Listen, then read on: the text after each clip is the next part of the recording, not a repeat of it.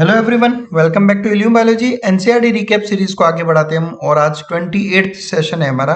और इस सेशन में हम बात करेंगे अबाउट प्लांट हार्मोन्स या फिर फाइटो हार्मोन्स। वो सारे hormones, auxins, gibberellins, abscisic acid, cytokinins, हम सब यहाँ पे डिस्कस करेंगे। बट याद रखना, ये एनसीईआरटी रिकैप सीरीज है तो हम एनसीईआरटी से बाहर कुछ भी नहीं पढ़ने वाले। कुछ जरूर पिक्चर्स में आपको जरूर शो करूंगा ताकि चीजें आप लोगों के लिए आसान हो जाए, बट अदरवाइज एक एक कंसेप्ट, एक एक लाइन हम एनसीईआरटी की यहाँ पर यूज करेंगे। फिर चलिए, फिर अगर आपको इस वीडियो का या इस लेक्चर के या किसी भी और लेक्चर के अगर आपको पीडीएफ की जरूरत हो तो ये मेरे सारे कॉन्टेक्ट्स मैंने आपको यहाँ पे शो कर रखे हैं।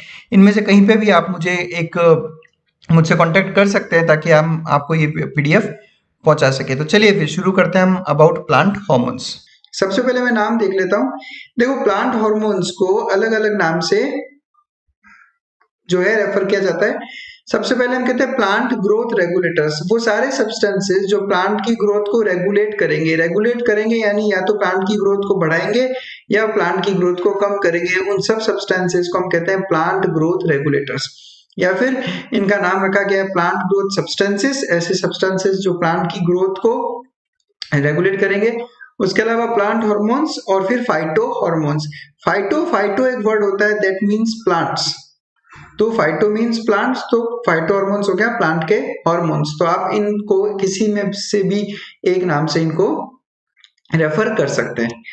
अब these are small simple molecules with different chemical composition. हमें पता है, चाहे हमने ह्यूमन बीइंग में भी जब हार्मोन्स की स्टडी की थी तब भी हमने कहा था कि they are small simple molecules, और वहां पे भी हमने अलग अलग केमिकल कॉम्पोजिशन देखे थे कि जो ह्यूमन बीइंग के हार्मोन्स है, कोई प्रोटीन्स हैं, कोई अमीनो एसिड के डेरिवेटिव्स हैं, तो कोई स्टेरॉइड्स हैं।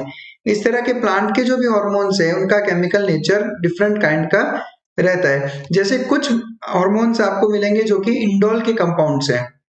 इनमें जो सबसे बढ़िया एग्जांपल है वो है IAA, इंडोल 3 एसिटिक एसिड, जो एक तरह का ऑक्सिन है। उसके अलावा कुछ हार्मोन्स एडिनाइन डेरिवेटिव्स होते हैं। एडिनाइन अगर आपको याद हो तो एडिनाइन एक तरह का प्यूरिन है। Adenine is a type of purine यानी एक न्यूक्लियोटाइड, और उसका एग्जांपल है N6 फॉस्फोराइल अमीनोप्यूरिन या फिर काइनेटिन। तो काइनेटिन और N6 फॉस्फोराइल अमीनोप्यूरिन ये दोनों ही एडिनाइन डेरिवेटिव्स हैं। और नीट में ये डायरेक्ट क्वेश्चन आता है कि इनमें से कौन सा हार्मोन एक एडिनाइन डेरिवेटिव का एग्जांपल है। तो डायरेक्ट क्वेश्चन, डायरेक्ट आंसर्स। उसके अलावा कुछ उनमें से कैरोटीनॉइड डेरिवेटिव्स भी रहते हैं जैसे एब्सिसिक एसिड। तो कुछ हार्मोन्स ऐसे हैं जो केमिकली टर्पीन्स हैं जैसे जिबरेलिक एसिड, और कुछ हार्मोन्स हैं जो कि गैसियस स्टेट में रहते हैं यानी गैसियस, और उसका जो सबसे अच्छा एग्जांपल है वो है इथाइलिन। और ये अगेन नीट का एक फ्रीक्वेंटली आस्क्ड क्वेश्चन है कि which of the plant hormone is gaseous. Answer होगा ethylene. Ethylene as you all know, chemistry में आप पढ़ते रहेंगे इथाइलिन के बारे में, it is CH2 double bond CH2 ethylene. Now phytohormones को हम लोग बेसिकली दो ग्रुप में डिवाइड कर सकते हैं। एक होते हैं ग्रोथ प्रमोटर्स, तो दूसरे हैं ग्रोथ इनहिबिटर्स, यानी वो प्लांट हार्मोन्स जो ग्रोथ को प्रमोट करेंगे यानी ग्रोथ को स्टिमुलेट करेंगे, और वो हार्मोन्स जो ग्रोथ को इनहिबिट करेंगे। तो ग्रोथ प्रोमोटर्स में आपको याद रखना है, ग्रोथ प्रोमोटर्स में जो बेसिक हार्मोन्स हैं वो है ऑक्सिन, जिबरेलिन्स और साइटोकाइनेन्स। तो आपको ये तीन एग्जांपल्स याद रखने हैं, ऑक्सिन, जिबरेलिन, साइटोकाइनेन। ये कंप्लीट तीनों ग्रुप जो है ग्रोथ प्रोमोटर्स की कैटेगरी में आता है। ग्रोथ इनहिबिटर में आएगा abscisic acid. The main growth inhibitor hormone of plants is abscisic acid. पीछे बच गया इथाइलिन, तो इथाइलिन को आप दोनों ग्रुप में रख सकते हो, यानी इथाइलिन एक तरह से ग्रोथ प्रमोटर का भी काम करता है और ग्रोथ इनहिबिटर का भी काम करता है, बट लार्जली ये एक ग्रोथ इनहिबिटर की कैटेगरी में ही आएगा। आई मीन, अगर नीट में क्वेश्चन आए कि इथाइलिन क्या है, growth promoter, growth inhibitor, both, तो अपना आंसर होगा बोथ। और अगर ग्रोथ प्रमोटर अलग ऑप्शन हो, ग्रोथ इनहिबिटर अलग ऑप्शन हो और बोथ का ऑप्शन ही नहीं हो तो आपका आंसर होगा ग्रोथ इनहिबिटर। तो आपको ऑप्शंस देखकर इसका आंसर सेलेक्ट करना होगा। नेक्स्ट हम बात करते हैं डिस्कवरी की। अभी जितने भी हार्मोन्स हमने बात की, हम लोग हार्मोन्स को बेसिकली 5 अलग ग्रुप्स में स्टडी करेंगे, ऑक्सिन, जिबरेलिन, साइटोकाइनेन्स, एब्सिसिक एसिड और इथाइलिन। अब बिकॉज हम लोग एनसीईआरटी रिकैपिचुलेशन सीरीज में हैं, इसलिए मैं केवल और केवल उनके उन्हीं हार्मोन्स और उन हार्मोन्स के उन्हीं एक्शंस की बात यहाँ पे करेंगे जो एनसीईआरटी में मेंशन्ड है। तो उन पांचों हार्मोन्स की डिस्कवरी कैसे हुई उसकी हम लोग यहाँ पर स्टडी करेंगे। सबसे पहले हम बात करते हैं चार्ल्स डार्विन और उसके बेटे फ्रांसिस डार्विन की। चार्ल्स डार्विन और फ्रांसिस डार्विन ने नोट किया कि जो कोलियोप्टाइल की टिप है वो कोलियोप्टाइल की टिप हमेशा बेंड होती है लाइट सोर्स की तरफ। इन केस जैसे समझो ये आपके सामने फिगर है, ये एक कोलियोप्टाइल है और ये कोलियोप्टाइल की टिप। जब ये कोलियोप्टाइल को किसी एक डायरेक्शन से लाइट प्रोवाइड करते हैं, जैसे समझो इस डायरेक्शन से इन्होंने इस तरफ लाइट प्रोवाइड की, तब ये कोलियोप्टाइल की टिप इस तरफ बेंड हो गई। इस प्रोसीजर को आपको पता है फोटोट्रोपिज्म कहा जाता है। This is known as phototropism. Bending towards light is phototropism. फिर उन्होंने क्या किया, इस टिप को कट किया। जब इन्होंने इस टिप को कट किया तो कोलियोप्टाइल लाइट सोर्स की तरफ बेंड नहीं होता। ये बी वाला डायग्राम देखो आप, इस बी वाले डायग्राम में कोलियोप्टाइल को जब कट कर दिया गया, टिप को कट कर दिया गया, तो उसने बेंड होना बंद कर दिया। तो इससे ये ऑब्जर्वेशन निकला, ये इन्फ्रेंस निकला कि ये जो बेंडिंग जिस किसी भी सब्सटेंस की वजह से हुई थी, वो सब्सटेंस जो है हमेशा टिप में प्रेजेंट रहता है, कोलियोप्टाइल की टिप में प्रेजेंट रहता है। तभी टिप के बेंड होने के बाद में इसका बेंडिंग नहीं हुआ, आई मीन टिप के हटाने के बाद में इसका बेंडिंग नहीं हुआ। तीसरा उन्होंने क्या किया कि इस टिप को कवर कर दिया, किसी कैप से उन्होंने इस टिप को कवर कर दिया, इस सी वाले डायग्राम में। तब इन्होंने देखा कि इस केस में भी जो है लाइट के सोर्स की तरफ इनकी बेंडिंग नहीं हुई। तो इससे एक बात और प्रूव हो गई कि ये जो भी सब्सटेंस है, ये सब्सटेंस जो है ये केवल और केवल लाइट की प्रेजेंस में ही यहाँ पर एक्शन करेगा, अदरवाइज एक्शन नहीं करेगा। और बिकॉज यहाँ पर कैप लगा दी गई है तो ये जो है मूवमेंट शो नहीं कर रहा। और इसी को जब सिस्टम को उन्होंने डी यानी कि वाटर में इंट्रोड्यूस करवाया, तब इन्होंने मूवमेंट शो किया। तो ये सब कुछ चार्ल्स डार्विन और फ्रांसिस डार्विन का एक तरह का ऑब्जर्वेशन था। उन्होंने ऑब्जर्व किया कि जो कैनरी ग्रास का जो कोलियोप्टाइल है वो लाइट सोर्स की तरफ बेंड करता है जब आप लाइट सोर्स को यूनिलेटरली प्रोवाइड करें। यूनिलेटरली मतलब केवल एक साइड से, यानी किसी भी एक साइड से जब आप उसको इल्यूमिनेट करोगे, लाइट प्रोवाइड करोगे, तो वो उस तरफ बेंड होगा। प्रोसेस को हम कहते हैं फोटोट्रोपिज्म।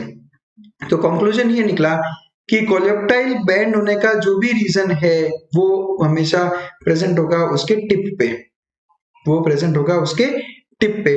और कुछ टाइम बाद में जो इसी एक कोलियोप्टाइल में से ऑक्सिन को आइसोलेट किया था एक साइंटिस्ट एफ.डब्ल्यू. वेंट ने। एफ.डब्ल्यू. वेंट ने एक्चुअल में ओट जो होता है उस ओट की सीडलिंग्स में से जो कोलियोप्टाइल की टिप है वहां से ऑक्सिन को आइसोलेट किया, और बाद में ये जो भी ऑब्जर्वेशन हुआ ये फंक्शन असाइन किया गया ऑक्सिन को कि इस ऑक्सिन की वजह से ही फोटोट्रोपिज्म हुआ था। तो इस तरह से ऑक्सिन की डिस्कवरी हुई। नेक्स्ट बात करते हैं जिबरेलिन्स की डिस्कवरी। देखो जिबरेलिन्स की अगर हम डिस्कवरी की बात करें तो राइस की सीडलिंग्स में एक डिजीज देखी जाती है जिसका नाम है बेकनी डिजीज या फुलिश सीडलिंग डिजीज। इस डिजीज में बेसिकली होता क्या है कि राइस जो है उस पे एक फंगस जिब्रेला फ्यूजिकोराई का इन्फेक्शन होता है। ये एक फंगस है जिब्रेला फ्यूजिकोराई, ये फंगस इन्फेक्ट करता है इन राइस को। और जब ये फंगस इन राइस की सीडलिंग्स को इन्फेक्ट करता है तो जो राइस की लेंथ है वो बहुत ज्यादा बढ़ जाती है। आप इस फिगर में देखो, ये एक राइस है, नॉर्मल राइस, और इस राइस को जब हमने फुलिश सीडलिंग डिजीज करवाई यानी इस फंगस से उसको इन्फेक्ट करवाया तो इसका लेंथ बहुत ज्यादा बढ़ गया। फिर 1926 में ई कुरोसावा ने इस फंगस का एक फिल्ट्रेट तैयार किया और उस फिल्ट्रेट को डाल दिया राइस की सीडलिंग्स पे। तो उन्होंने नोट किया कि ये जो डिजीज है फुलिश सीडलिंग डिजीज, इसके सिम्टम्स अपीयर हुए। सिम्टम्स क्या थे? सिम्टम्स थे इसका जो लेंथ इंक्रीज हुआ है बहुत ज्यादा, वो उसके सिम्टम्स थे। और बाद में इसका जो रीजन डिस्कवर किया गया, जो एक्टिव सब्सटेंस जो इस चीज के लिए रिस्पॉन्सिबल था उसको आइडेंटिफाई किया गया एज जिब्रेलिक एसिड, और इस तरह से जिब्रेलिन्स की डिस्कवरी हुई थी। अब नीट का ये फेवरेट क्वेश्चन है, काफी बार नीट के एग्जाम में पूछा गया है कि जिब्रेलिन्स की डिस्कवरी के पीछे कौन सा डिजीज है, तो अपना आंसर होगा बेकेनी डिजीज या फुलिश सीडलिंग डिजीज। उसके बाद हम डिस्कवरी करेंगे साइटोकाइनिन्स और एब्सिसिक एसिड की। देखो साइटोकाइनिन्स की डिस्कवरी का स्टोरी कुछ ऐसा है कि एफ स्कूग की बात करेंगे हम यहाँ पर। एफ स्कूग ने क्या किया कि वो टोबैको स्टेम्स में से इंटरनोडल सेगमेंट्स, आपने टिश्यू कल्चर की स्टडी की होगी, ठीक है, उस टिश्यू कल्चर में हम लोग को पता है कि हम लोग कुछ हार्मोन्स डालते हैं आज के टाइम पे उन टिश्यू कल्चर के टेक्निक में। तो जब यहाँ पर एफ स्कूग जो है टिश्यू कल्चर प्रैक्टिसेस कर रहे थे तब उन्होंने टोबैको के स्टेम के इंटरनोडल सेगमेंट्स लिए और उन्होंने बाद में ये नोटिस किया कि जो टिश्यू कल्चर में कैलस का फॉर्मेशन होता है, इन केस आपको ये अगर नहीं पता कि कैलस क्या होता है तो मैं आपको एक बार बता दूं कि टिश्यू कल्चर में क्या होता है। हम लोग जैसे एक पेट्री डिश है, उस पेट्री डिश में हमने जो है प्लांट का एक पार्ट लिया। अब इस प्लांट के इस पार्ट से हम लोग टिश्यू का कल्चर करेंगे। तो क्या होता है, कुछ टाइम बाद में जितने भी सेल्स हैं, ये सब सेल्स का होता है यहाँ पर डिवीजन, और ये सारे सेल्स डिवाइड होकर यहाँ पर एक अनऑर्गेनाइज्ड मास बना देते हैं। उस मास को कहा जाता है कैलस। उस मास को कहा जाता है कैलस, और बाद में इसी कैलस को डेवलप करके हम नए प्लांटलेट का डेवलप करते हैं। तो एफ स्कूग ने ये देखा कि ये कैलस तभी प्रोलिफरेट हो रहा है जब इस मीडियम में ऑक्सिन और ऑक्सिन के अलावा यानी ऑक्सिन के साथ में या तो वेस्कुलर टिश्यू का कोई एक्सट्रैक्ट हो, या फिर यीस्ट का एक्सट्रैक्ट हो, या कोकोनट मिल्क हो, या फिर डीएनए हो। जब इनमें से कोई एक चीज ऑक्सिन में डाली जाती तब कैलस बहुत अच्छा प्रोलिफरेशन शो करता। फिर बाद में 1955 में मिलर एट आल ने आइडेंटिफाई किया और क्रिस्टलाइज किया cytokinesis promoting substance that they termed kinetin. यानी कि मिलर एट आल ने आइडेंटिफाई किया एक सब्सटेंस जिसका नाम रखा गया काइनेटिन, और ये काइनेटिन साइटोकाइनेस प्रोमोटिंग एक्टिव सब्सटेंस है, यानी एक ऐसा सब्सटेंस जो साइटोकाइनेसिस को प्रमोट करता है। साइटोकाइनेसिस मतलब सेल का डिवीजन, यानी काइनेटिन को आइसोलेट किया गया, काइनेटिन को एक्सट्रैक्ट किया गया जो सेल डिवीजन को प्रमोट करता है, जो सेल डिवीजन को सेल के प्रोलिफरेशन में हेल्प करता है। अब मैं यहाँ पे आपको एक ऐसी जनरल नॉलेज की एक चीज बता रहा हूँ। जब हम लोग बायोलॉजी में लिखते हैं एट आल, यहाँ ध्यान से देखना, जैसे यहाँ लिखा मिलर एट आल, एट आल का मतलब होता है उसका पूरा ऑर्गेनाइजेशन या टीम। तो मिलर एट आल का मतलब हो गया मिलर जो मेन साइंटिस्ट है उनके, और एट आल का मतलब हो गया उनका पूरा टीम जो भी उस टीम के मेंबर्स है। इसलिए हम लोग बायोलॉजी या साइंस में लिखते हैं किसी भी नाम के पीछे एट आल, यानी उनका पूरा टीम जो उनके साथ में काम कर रहा था। एब्सिसिक एसिड की बात करते हैं, हम लोग बात करते हैं 1960s की। 1960s के वक्त 3 अलग अलग रिसर्चेज हुई थी, 3 इंडिपेंडेंट रिसर्चेज हुई थी, और उन रिसर्चेज में 3 अलग अलग प्लांट ग्रोथ इनहिबिटर्स को प्यूरिफाई किया गया। एक था इनहिबिटर बी, एक था एब्सिजन सेकेंड, और एक था डॉर्मिन। ये तीनों उनके नाम थे, तीनों इनहिबिटर्स जिनको प्यूरिफाई किया गया। बाद में जब और ज्यादा रिसर्च की गई तो पता चला कि ये जो तीनों प्यूरिफाई किए गए इनहिबिटर्स ये तीनों केमिकली सेम थे, केमिकली आइडेंटिकल थे। फिर इन तीनों को एक साथ एक ही नाम दिया गया एब्सिसिक एसिड, यानी इनहिबिटर बी, एब्सिजन 2 और डॉर्मिन, ये तीनों एब्सिसिक एसिड ही हैं। तो कुछ इस तरह से ऑक्सिन, जिबरलिंस, साइटोकाइनेंस और एब्सिसिक एसिड की डिस्कवरी हुई थी। नेक्स्ट बात करते हैं हम लोग इथाइलिन की डिस्कवरी कैसे हुई थी। तो देखो यहाँ पर बात करेंगे हम एच कजिन्स की। एच कजिन्स ने क्या किया, एक जगह पे उन्होंने ऑब्जर्व किया कि उनके पास में कुछ राइपन्ड ऑरेंजेस थी। राइपन्ड ऑरेंजेस मतलब पकी हुई ऑरेंजेस, ठीक है। इन राइपन्ड ऑरेंजेस के पास में कुछ अनराइपन्ड बनानास थे, अनराइपन्ड बनानास थे यहाँ पर राइपन्ड ऑरेंजेस के पास में यहाँ पर। तो उन्होंने बाद में इस बात का कंफर्म किया कि ये राइपन्ड ऑरेंजेस एक गैस रिलीज कर रहा है, और इस गैस की वजह से इन अनराइपन्ड बनानास की राइपनिंग हो रही है। यानी ये जो बनानास यहाँ पे प्रेजेंट है उनकी राइपनिंग, उनका जो पकना हो रहा है, that's because of a substance that is release from these ripened oranges. और बाद में इसी को जो है इथाइलिन की फॉर्म में डिस्कवर किया गया। H.H. Cousins confirmed the release of a volatile substance from ripened oranges that hastened the ripening of stored unripened bananas। यानी इन्होंने कंफर्म किया कि राइपेंड ऑरेंजेस में से एक वोलेटाइल सब्सटेंस रिलीज हो रहा है जो अनराइपेंड बनानास की राइपनिंग को हैसन कर रहा है। हैसन करना मतलब एक्सिलरेट कर रहा है, उसको फटाफट राइपन करवा रहा है। बाद में इसको आइडेंटिफाई किया गया एज इथाइल। तो कुछ इस तरह से इन सभी हार्मोन्स की डिस्कवरी हुई है। चलो फिर हम लोग शुरू करते हैं। सब हार्मोन्स को बारी बारी से हम स्टडी करेंगे, उतना ही डिटेल में स्टडी करेंगे जितना एनसीईआरटी हमें सिखाना चाहती है, उससे ज्यादा हम इनकी बात नहीं करेंगे। ऑक्सिन की बात करता हूं तो ऑक्सिन एक वर्ड होता है जिसका मीनिंग होता है ग्रोथ, टू ग्रो। अब ऑक्सिन का मतलब ही क्या है, टू ग्रो, यानी कि ये प्लांट्स की ग्रोथ में हेल्प करती है, ये एक ग्रोथ प्रमोटर है। हमने जब लेक्चर शुरू हुआ था उसी वक्त हमने कहा था कि ग्रोथ प्रमोटर्स में ऑक्सिन्स, साइटोकाइनेंस और जिबरेलिक एसिड, ये 3 हार्मोन्स हम स्टडी करेंगे। तो सबसे पहले ऑक्सिन्स की बात करें तो देखो, ऑक्सिन को सबसे पहले आइसोलेट किया गया था ह्यूमन यूरिन से। It is very interesting, human urine से सबसे पहले ऑक्सिन को आइसोलेट किया गया। कहाँ बनता है ऑक्सिन? तो अगर हमने जब हमने डिस्कवरी की बात की थी ऑक्सिन की, तब भी हमने बात की थी कि ये जो टिप होता है, उस टिप पे इसका प्रोडक्शन होता है। तो स्टेम हो या फिर रूट हो, उसका जो एपेक्स है, जो ग्रोइंग अपाइसिस है, वहां पे इनका प्रोडक्शन होता है ऑक्सिन का। ऑक्सिन्स को आप क्लासिफाई अगर करना चाहें तो कर सकते हो नेचुरल और सिंथेटिक के फॉर्म में, यानी वो ऑक्सिन्स जो प्लांट खुद बनाता है वो नेचुरल, और वो ऑक्सिन्स जो हम लोग बाहर इंडस्ट्रीज में बनाते हैं वो है सिंथेटिक ऑक्सिन्स। नेचुरल ऑक्सिन्स में आपको 2 एग्जांपल याद रखना है। पहला है IAA, इंडोल 3 एसिटिक एसिड, और दूसरा है इंडोल ब्यूटायरिक एसिड, IBA।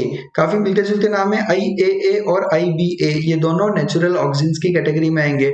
और सिंथेटिक ऑक्सिन्स जो हैं उनमें आएगा एक तो NAA, नेफ्थलीन एसिटिक एसिड, और 2,4-D यानी 2,4-डाइक्लोरोफिनॉक्सी एसिटिक एसिड।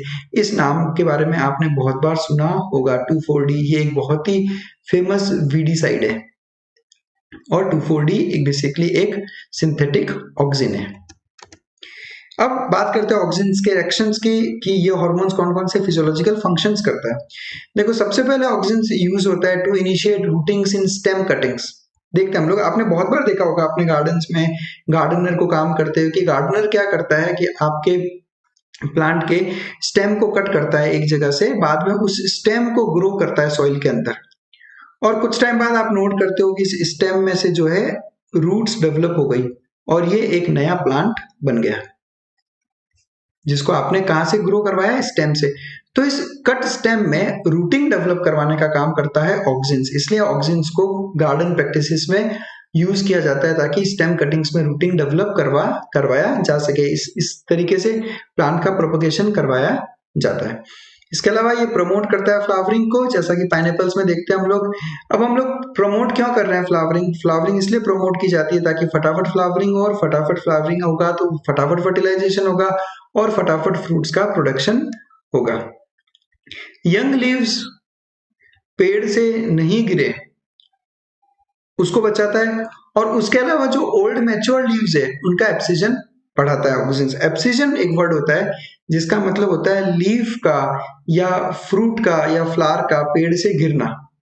अब ऐसा पत्तियां हैं पेड़ से अटैच्ड है, तो कुछ टाइम बाद आप देखते हो कि वो पत्तियां पेड़ से अलग होकर नीचे गिर जाती है जमीन पे। उस प्रोसेस को कहा जाता है एब्सिजन। और एब्सिजन के साथ साथ में एक और वर्ड आपको यहाँ पे अभी सिखा दूं, सेनेसेंस। सेनेसेंस का मतलब होता है एजिंग। किसी भी पार्ट जब धीरे धीरे एज होने लगती है तो उसे आप कहते हो सेनेसेंस, और सेनेसेंस हो जाने के बाद में जब वो प्लांट का पार्ट नीचे ही गिर जाता है तो उसे आप कहते हो एब्सिजन, यानी कि डिटैचमेंट। तो ये 2 वर्ड है।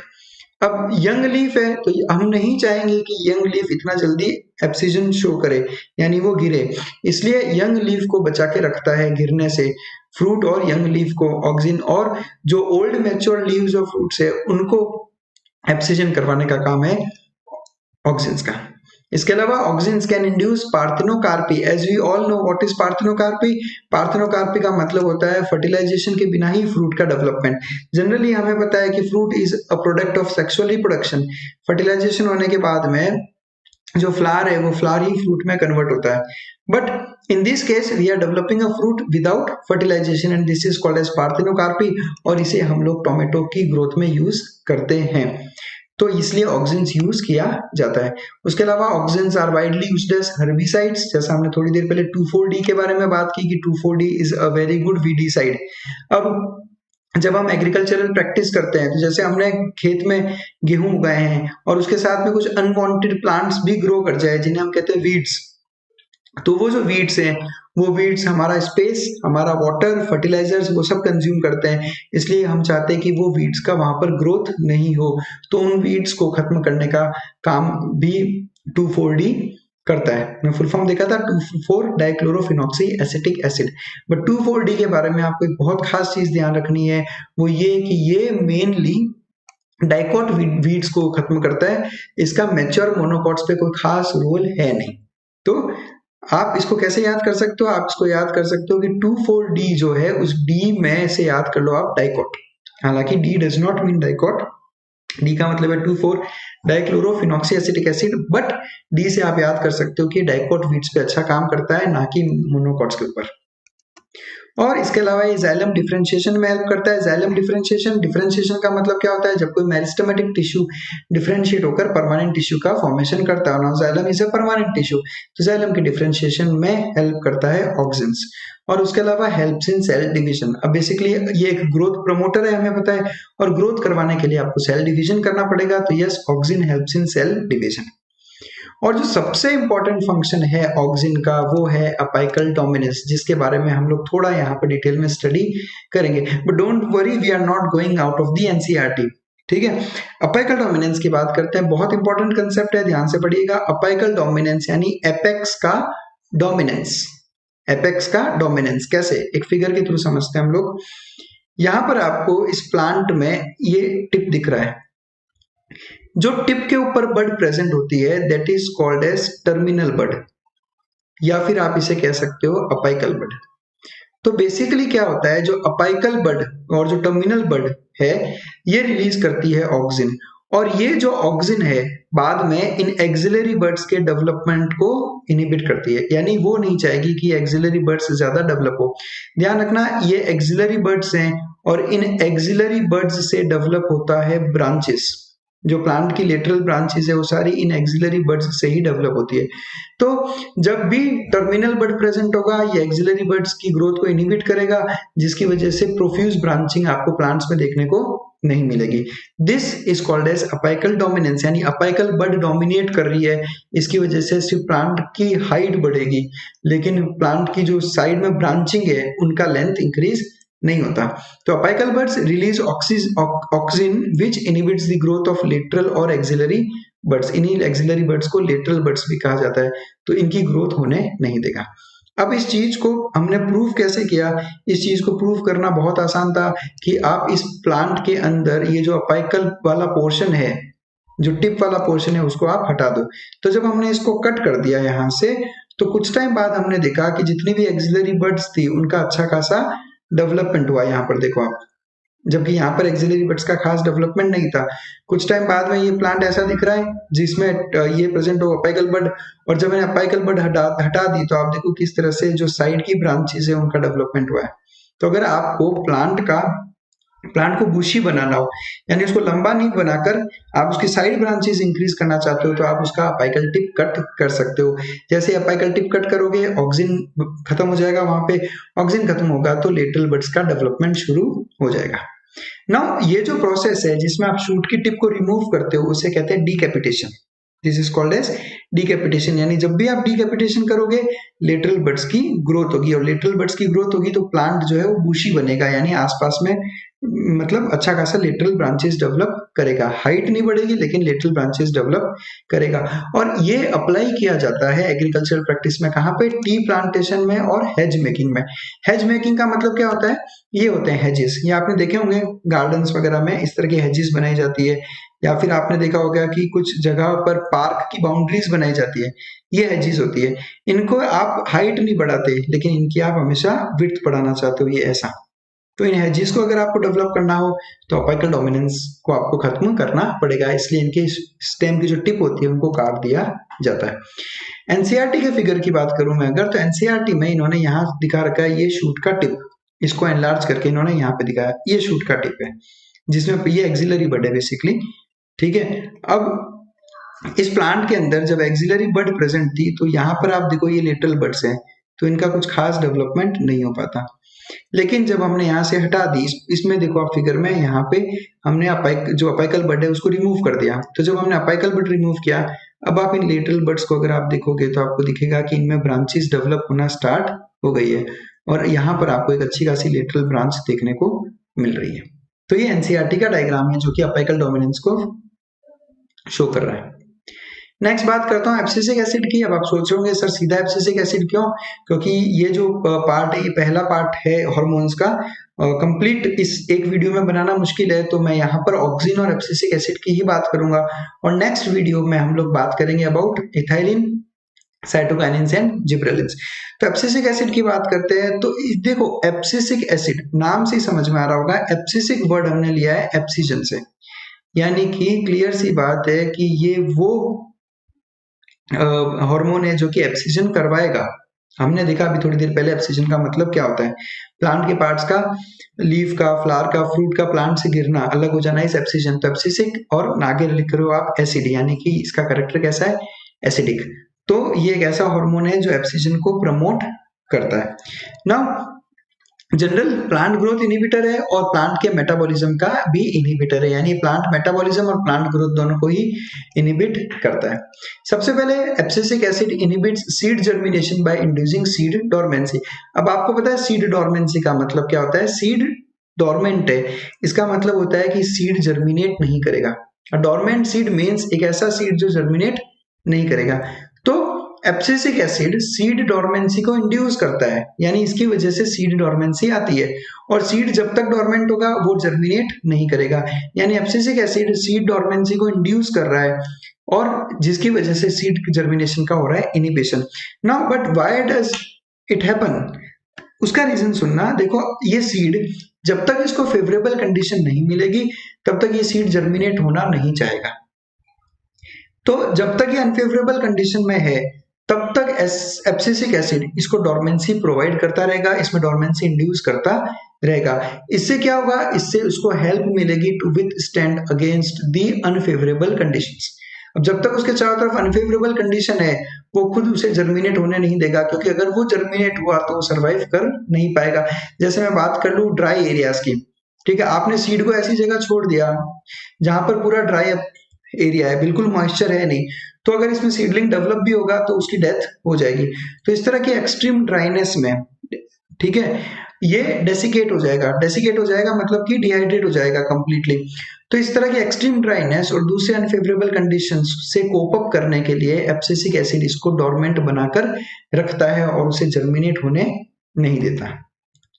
उसके अलावा abscisic acid is responsible for closure of stomata, ये स्टोमेटा को क्लोज करने में हेल्प करता है।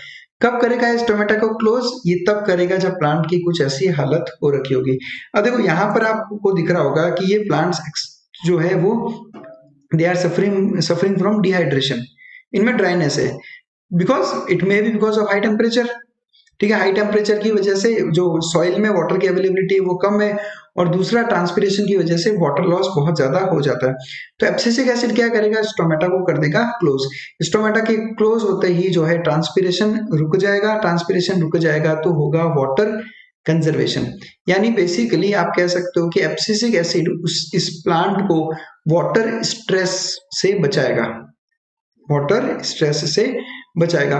और केवल वाटर स्ट्रेस ही नहीं, अगर एब्सिसिक एसिड की बात की जाए तो एब्सिसिक एसिड प्लांट को बहुत सारे स्ट्रेसेस के लिए टॉलरेंस प्रोवाइड करता है, उन स्ट्रेस को बर्दाश्त करने की पावर उन्हें देता है, इसलिए एब्सिसिक एसिड को कहा जाता है स्ट्रेस हार्मोन, ये प्लांट का स्ट्रेस हार्मोन है।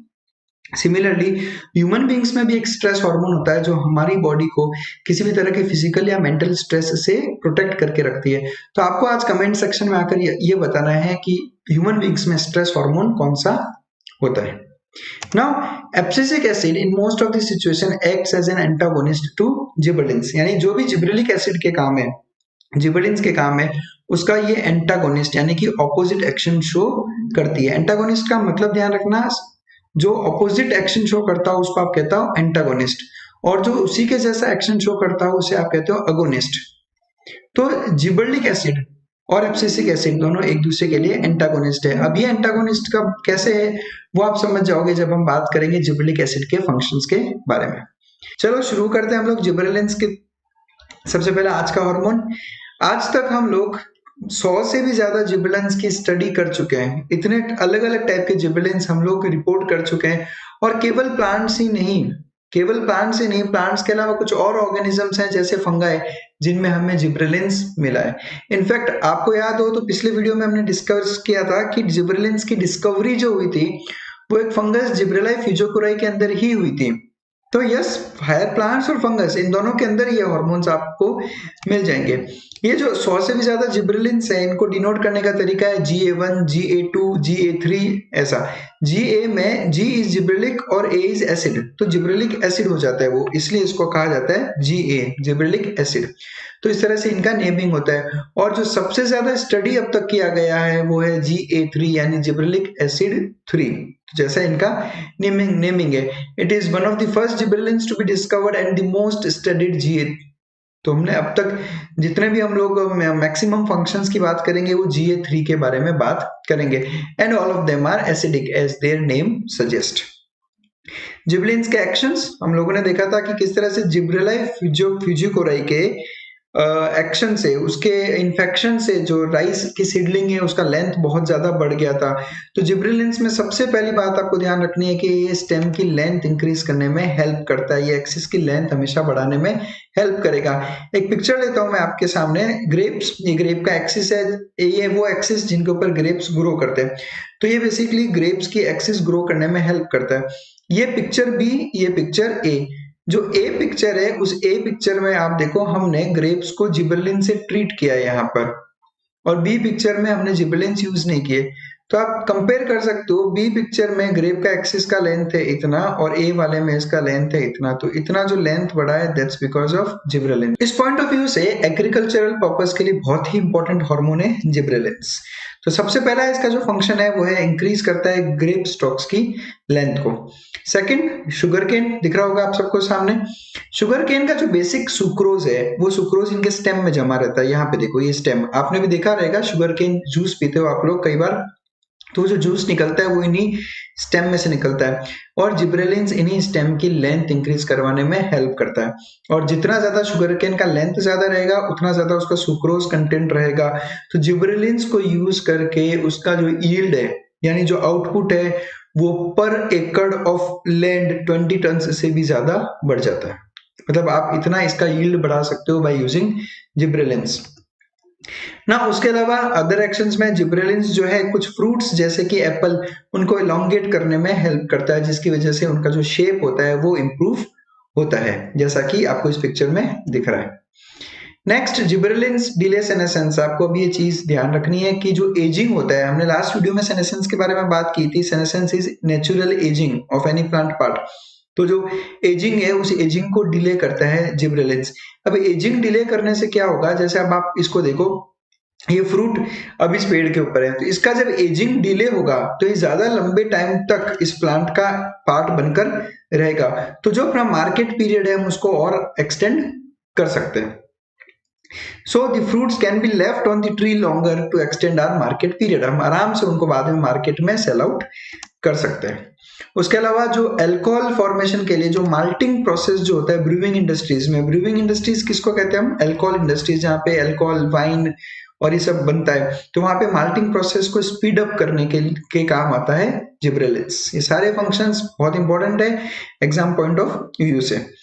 बात करते हैं कॉनिफर्स की, तो कॉनिफर्स के अंदर जिब्रेलिन्स देखा गया है कि वो मैच्योरिटी पीरियड फटाफट लेके आता है। हेसेंस मीन्स टू स्पीड अप, तो मैच्योरिटी पीरियड को स्पीड अप करते हैं, फटाफट मैच्योरिटी आती है, और जितनी जल्दी मैच्योरिटी आती है उतना जल्दी सीड का प्रोडक्शन होता है कॉनिफर्स के अंदर। तो ये जिब्रेलिन का एक और फंक्शन। ये आपको दिख रहा होगा, दिस इज कैबेज, एंड ये कैबेज रोजेट हैबिट का फॉर्मेशन करती है ना। What is rosette habit? Rosette habit का मतलब होता है कि छोटे से स्टेम के एक्सिस पर ब्रॉड लीव्स कुछ इस तरह से रोज लाइक पैटर्न्स, आपने रोज फ्लावर में पेटल्स का अरेंजमेंट देखा होगा, एक के ऊपर एक इस तरह से, एक छोटा सा स्टेम का एक्सिस और उसके ऊपर बहुत सारी जो ब्रॉड लीव्स हैं वो इस तरह से अरेंजमेंट शो करती है। इस तरह के अरेंजमेंट को हम कहते हैं रोजेट पैटर्न। ठीक है, तो इन रोजेट पैटर्न में ये बोल्टिंग को प्रमोट करता है। बोल्टिंग मतलब क्या होता है? बोल्टिंग का मतलब होता है इंटरनोड का एलोंगेशन। मैं समझाता हूँ, समझो इधर, यहाँ पर समझो, ये स्टेम है अपना, इस स्टेम में दो नोड्स हैं, नोड ए और नोड बी। इन दोनों के बीच का प्रोसेस, इन दोनों के बीच का part is internode. Gibberellins in internode का करते हैं एलोंगेशन, मतलब ये जो पोर्शन है इसका होगा एलोंगेशन। अभी इलोंगेट होगा तो मतलब उसका लेंथ इंक्रीज होगा। This is called as bolting, that is internode elongation prior to flowering. Especially in beet cabbages and all other those plants with rosette habit, जिनमें ये rosette habit देखने को मिलेगी, उनमें ये बोल्टिंग को प्रमोट करता है। रोजेट हैबिट जैसा मैंने कहा था, there are many broad leaves attached to a very short axis of stem. तो ये नेक्स्ट फंक्शन जिबरेलिन्स का। नेक्स्ट बात करते हैं हम साइटोकाइनिन्स की बात करते हैं। सबसे पहले इसके नाम पे चलते हैं। साइटोकाइनिन इसका नाम इसलिए रखा गया है because it promotes cytokinesis. What is cytokinesis? Cell का डिवीजन, यानी साइटोकाइनिन्स बेसिकली सेल डिवीजन को प्रमोट करता है। इसकी डिस्कवरी हुई थी in the form of kinetin, जो कि एक तरह का मॉडिफाइड एडिनाइन है from herring sperm DNA. Herring is basically a type of fish. Herring एक फिश का नाम है। इस फिश के स्पर्म के डीएनए से हमने इसको आइसोलेट किया था काइनेटिन को। तो kinetin is a type of cytokinin. But kinetin कभी भी प्लांट में नेचुरली प्रेजेंट नहीं होता। आपको ये फैक्ट ध्यान रखना है। देखो, मैं साइटोकाइनिन्स की बात नहीं कर रहा, मैं काइनेटिन की बात कर रहा हूँ। साइटोकाइनिन्स प्लांट्स में प्रेजेंट होते हैं, बट काइनेटिन जो है वो प्लांट्स में प्रेजेंट नहीं होता। दो kinetin is a type of cytokinin. और ये एग्जाम में क्वेश्चन पूछा जा चुका है कि काइनेटिन की डिस्कवरी कहाँ हुई थी, and the answer was herring sperm DNA. Cytokinins के फंक्शन की बात करें अगर, तो बहुत इंपॉर्टेंट रोल प्ले करता है साइटोकाइनिन्स भी एग्रीकल्चरल प्रैक्टिसेस में। काइनेटिन की डिस्कवरी के बाद में एक मॉलिक्यूल डिस्कवर हुआ था जिसका नाम है जियाटिन। इसका भी साइटोकाइनिन जैसी एक्टिविटी थी और इसको आइसोलेट किया था कॉर्न के कर्नल्स से। ये जो आपको पिक्चर दिख रहा है यही है सारे कॉर्न कर्नल्स, ठीक है। इन कॉर्न कर्नल्स और कोकोनट मिल्क में से आइसोलेट किया था जियाटिन नाम का एक साइटोकाइनिन। और बिकॉज इसका नाम ही साइटोकाइनिन है तो साइटोकाइनेसिस को प्रमोट करता है। तो ये उन एरियाज में आपको ज्यादा देखने को मिलेगा ये हार्मोन जहां पर रैपिड सेल डिवीजन होता है। वो सारे प्लांट के पार्ट्स जहां पे रैपिड सेल डिवीजन होता है वहां पे आपको साइटोकाइनिन हार्मोन्स दिखेगा। ये वहीं पे सिंथेसाइज होता है बेसिकली। जैसे हम बात करते हैं रूट अपाइसिस, बिल्कुल रूट अपाइसिस में आपको मिलेगा जोन, मेरिस्टेमेटिक जोन, जहां पर सेल डिवीजन कंटिन्यूअस होता रहता है। उसके अलावा यंग फ्रूट्स और डेवलपिंग शूट बर्ड्स, ये तीनों वो एरियाज है जहां पर सिंथेसाइज होता है साइटोकाइनिन्स, बिकॉज सब जगह पर होता है रैपिड सेल डिवीजन। साइटोकाइनिन्स के एक्शंस, इनके फिजियोलॉजिकल रिस्पॉन्सेस की बात करें तो जैसा हमने अभी डिस्कस किया, इट प्रमोट्स सेल डिवीजन। उसके अलावा cytokinins produce new leaves. Plants पे जो नई नई लीव्स खिलती हैं उनमें साइटोकाइनिन्स का अहम रोल होता है। और उन लीव्स में नए क्लोरोप्लास्ट का डेवलपमेंट करवाने का काम भी साइटोकाइनिन्स का है। यानी कि बेसिकली एक तो ये नई लीव्स का फॉर्मेशन करते हैं, उसके अलावा उन लीव्स में नया क्लोरोप्लास्ट भी डेवलप कराते हैं। तो बेसिकली साइटोकाइनिन्स की हेल्प से आप फोटोसिंथेसिस को और एनहांस कर सकते हो, क्योंकि नई लीव्स भी बन रही है और नई लीव्स में क्लोरोप्लास्ट भी डेवलप हो रहा है। तो that's how they promote photosynthesis indirectly. उसके अलावा ये अपाइकल डोमिनेंस को ओवरकम करते हैं। पिछले वीडियो में, पिछले लेक्चर में हम लोग ने अपाइकल डोमिनेंस के बारे में बहुत अच्छा डिस्कशन किया था। यहाँ पे मैं बस इतना सा कहूंगा कि जब अपाइकल डोमिनेंस होता है तो प्लांट का लेंथ बढ़ता है और साइड की ब्रांचेस नहीं बढ़ती, लेकिन साइटोकाइनिन अपाइकल डोमिनेंस को खत्म करेगा। और जब वो अपाइकल डोमिनेंस को ओवरकम करेगा तो मतलब जो साइड की ब्रांचेस है उनमें प्रोफ्यूज ग्रोथ होगी। तो साइटोकाइनिन्स इस मामले में ऑक्सिन का जस्ट ऑपोजिट वाला काम करता है। It promotes lateral shoot growth. ये जितने भी लेटरल शूट्स दिख रहे हैं आपको, इन सबका ये ग्रोथ करवाता है, जिसकी वजह से साइड की ब्रांचेस का ग्रोथ ज्यादा होगा और जो मेन स्टेम है उसका ग्रोथ कम होगा बाय ओवरकमिंग अपाइकल डोमिनेंस। यानी मैं ये कहूंगा कि अगर आपसे पूछा जाए कि अपाइकल डोमिनेंस के पीछे रीजन क्या है, तो अपाइकल डोमिनेंस के पीछे का रीजन रहता है ऑक्सिन। और कौन सा हार्मोन है जो अपाइकल डोमिनेंस खत्म करता है, तो आंसर होगा साइटोकाइनेंस। ये सबसे ज्यादा पूछा जाने वाला नीट का क्वेश्चन है अबाउट अपाइकल डोमिनेंस। उसके अलावा cytokinins delay leaf senescence. Leaf senescence picture सब कुछ बता रहा है कि सेनेसेंस किसको कहते हैं। ये देखो, पहले तो लीफ का हुआ ग्रोथ, कंप्लीट ग्रोथ हुआ। कंप्लीट ग्रोथ होने के बाद में कुछ टाइम बाद में लीफ हो जाएगी कंप्लीटली एजिड, और उसके बाद में ये लीफ प्लांट से अलग हो जाएगी, जिसको आप कहोगे एब्सिजन। तो जो साइटोकाइनेंस है, ये साइटोकाइनेंस लीफ सेनेसेंस को डिले करता है। अब लीफ सेनेसेंस को डिले कैसे करता है, वो उन लीव्स में न्यूट्रिएंट्स का करवाता है मोबिलाइजेशन। बेसिकली क्या होता है सेनेसेंस में कि जो लीव्स हैं, उन लीव्स के अंदर के जो न्यूट्रिएंट्स हैं वो यहाँ से बाहर निकलकर ग्रोइंग एरियाज में पहुंच जाते हैं। बट साइटोकाइनेंस इनके अंदर न्यूट्रिएंट्स को मोबिलाइज कराता है, जिससे इसकी एजिंग को डिले किया जाता है। नेक्स्ट हार्मोन की अगर हम बात करेंगे तो वो है इथाइलिन। पिछले लेक्चर में हमने बात की थी कि ethylene is just CH2 double bond CH2, यानी बहुत ही सिंपल स्ट्रक्चर है and it is a gaseous hormone. Another NEET important question, ethylene एक गैसियस हार्मोन है। इफेक्ट्स की बात करो तो सबसे पहले इनका सबसे मेन जो इफेक्ट रहता है वो रहता है डाइकॉट की सीडलिंग्स पे।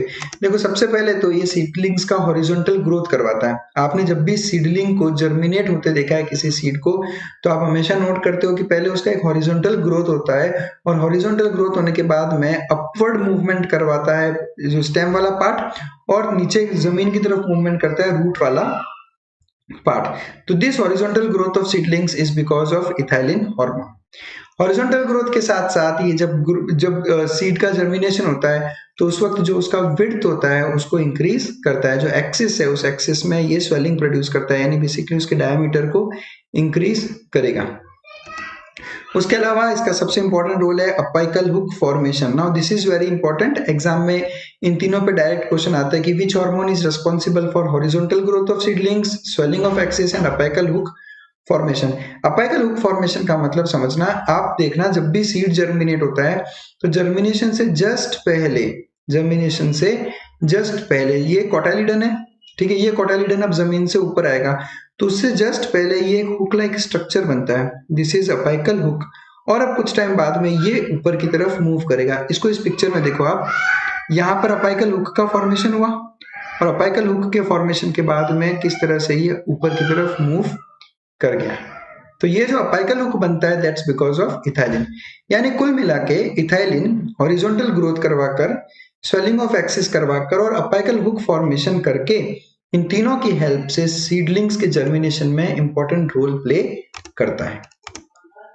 उसके अलावा ethylene it promotes senescence and abscission specially leaves और फ्लावर्स में। प्रमोट करेगा सेनेसेंस को। अभी हमने थोड़ी देर पहले जिबरेलिक एसिड की बात की थी, जिबरेलिन्स में हमने कहा था सेनेसेंस को डिले करेगा, जबकि इथाइलिन सेनेसेंस को प्रमोट करेगा, एब्सिजन को प्रमोट करता है। सेनेसेंस जैसा मैंने बोला, एजिंग ऑफ लीव्स, धीरे धीरे लीव्स एज अप होती रहती है, उसमें से क्लोरोफिल लॉस होने लगता है और जब वो बिल्कुल येलो हो जाएगी तो वो प्लांट से उसका हो जाता है एब्सिजन। और एब्सिजन का मतलब तो आपको पता ही है, प्लांट पार्ट्स का प्लांट से नीचे गिर जाना, डिटैचमेंट उनका। नेक्स्ट इथाइलिन का सबसे इंपॉर्टेंट काम जो है वो है फ्रूट की राइपनिंग। अब आप फ्रूट राइपनिंग मतलब फ्रूट का पकना, ठीक है, तो fruit ripening is possible because of ethylene, इसलिए इसको फ्रूट राइपनिंग हार्मोन भी कहते हैं। जब भी फ्रूट्स का राइपनिंग होता है तो उसका रेस्पिरेशन रेट बढ़ जाता है। There is always an associated increase in respiration rate during fruit ripening and this phenomenon is called as respiratory climactic. This is called as respiratory climactic. वापस बता रहा हूँ, respiratory climactic वो फेनोमेनन है जिसमें फ्रूट राइपनिंग के वक्त respiration rate increase हो जाता है। Next, it breaks seed and bud dormancy. हमने थोड़ी देर पहले डिस्कस किया था कि किस तरह से वो सीडलिंग्स को जर्मिनेट करने में हेल्प कर रहा है। उसके अलावा वो सीड डोरमेंसी को ब्रेक करता है। अब हमने पिछले वीडियो में बात की थी अबाउट सीड डोरमेंसी कि किस तरह से सीड डोरमेंट होता है, कब तक, जब तक उसको फेवरेबल कंडीशन नहीं मिलती, और जैसे ही उसको फेवरेबल कंडीशन मिलती है उसकी इस डोरमेंसी को ब्रेक करता है इथाइलिन और ये सीड अब जर्मिनेट होता है। बड डोरमेंसी की बात करें तो आपको पता ही होगा, फ्लावर पहले एक बड लाइक स्टेज में होता है और वो डोरमेंट रहता है, और जब उसका डोरमेंसी ब्रेकडाउन होगा तो वो फ्लावर में कन्वर्ट होता है। Now because it is responsible for breaking seed dormancy, तो ये पीनट सीड्स में जर्मिनेशन इनिशिएट करवाता है, और उसके अलावा ये पोटैटो ट्यूबर्स में स्प्राउटिंग करता है। Now what is sprouting? Potato पे आपने इस तरह से देखा होगा कई बार, स्प्राउटिंग होकर इस पे ये लीफ लाइक स्ट्रक्चर्स बनने लगते हैं, और इसके बाद जब आप इस पोटैटो को जमीन में ग्रो करवाओगे तो ये अच्छा खासा ग्रोथ शो करेगा। तो ये जो स्प्राउटिंग इनिशिएट करना हो तो आप उस पर इथाइलिन हार्मोन स्प्रे कर सकते हो ना। अभी कुछ और फंक्शंस की अगर हम बात करें तो ये आपको क्लियर दिख रहा होगा, इतने पानी में कौन सा क्रॉप जनरली ग्रो करता है, तो द आंसर इज राइस। तो ये आपको राइस फील्ड दिखाया गया है यहाँ पे। राइस के अंदर ये इंटरनोड का एलोंगेशन करता है या फिर पिट्यूल का एलोंगेशन करता है। Basically what is petiole? Petiole का मतलब क्या होता है कि स्टेम के ऊपर लीफ का जो स्टॉक रहता है that is petiole. See if this is leaf तो इस लीफ का ये जो स्टॉक है दिस इज पिट्यूल। इथाइलिन क्या करता है, इस पिट्यूल को करता है इलोंगेट। तो जब ये पिट्यूल इलोंगेट होगा तो लीफ और ज्यादा ऊपर की तरफ जाएगी। और उसके अलावा करता है ये इंटरनोड का एलोंगेशन। अब ऐसा क्यों करता है, तो वो देखना कि राइस के अंदर समझो ये राइस का स्टेम है और यहां तक पानी भरा है, ये राइस में इतना पानी है, तो जो लीफ है, लीफ का इंटरनोड, लीफ का जो पिट्यूल जितना ज्यादा लंबा होगा तो लीफ आराम से वाटर के ऊपर सरफेस पर रह सकती है। तो लीफ जो है, लीफ का जो मेन ब्लेड है वो हमेशा लीफ का जो है वो वाटर के लेवल के ऊपर रहेगा। और उसके अलावा ये इंटरनोड का करता है एलोंगेशन। अब इंटरनोड जितना ज्यादा लंबा रहेगा वो प्लांट का स्टेम उतना ही ज्यादा लंबा रहेगा और इन पे जो लीव्स आएंगी वो ऑटोमेटिकली पानी के बाहर की तरफ आएंगे। इसके लिए डीप वाटर राइस प्लांट्स में ये इंटरनोड का एलोंगेशन या फिर पिट्यूल का एलोंगेशन करने में हेल्प करता है, जिससे लीव्स और upper parts of the stem remain above water. ये पिक्चर दिख रहा होगा आपको, ये है एक रूट की लेंथ इंक्रीज करना और उनमें रूट हेयर्स डेवलप करना, ये काम रहता है इथाइलिन का। They promote root growth and root hair का फॉर्मेशन। और जितना ज्यादा रूट का ग्रोथ होगा, रूट हेयर का फॉर्मेशन होगा, उतना ज्यादा water absorption surface area increase होता है। उसके अलावा इथाइलिन हम लोग यूज करते हैं to initiate flowering in mango and pineapple. Mango और पाइनएप्पल में फ्लावरिंग इनिशिएट करते हैं वाया इथाइलिन, ताकि जल्दी से जल्दी फ्लावर्स बने और फ्लावर्स जितने जल्दी बनेंगे उतने जल्दी फ्रूट्स भी डेवलप उनसे होंगे ना। अब हमने थोड़ी देर पहले अभी जो हमने इथाइलिन के इतने सारे फंक्शंस डिस्कस किए, तो उससे एक बात तो क्लियर है कि इथाइलिन एक बहुत ही ज्यादा इंपॉर्टेंट हार्मोन है in agricultural practices. Agriculture practice में वीडियो को वापस बैक लेके जाओ। अब इन जितने भी फंक्शंस है उनको एग्रीकल्चर पॉइंट ऑफ व्यू से सोच के देखो तो you'll रियलाइज कि एग्रीकल्चर में इसका कितना ज्यादा इंपॉर्टेंट रोल है। इसलिए इथाइलिन मार्केट में जिस नाम से आता है तो वो नाम है एथिफॉन। ठीक है, दिस इज एन एथिफॉन का बॉटल जो आपको मार्केट में मिल जाएगा। This is ethephon is basically ethylene. अब इसका जो एक्वस सोल्यूशन रहता है, ये एक्वस सोल्यूशन हम लोग स्प्रे करते हैं, ठीक है, सॉइल के अंदर, और वाटर और जो रूट्स है उनको एब्जॉर्ब कर लेता है।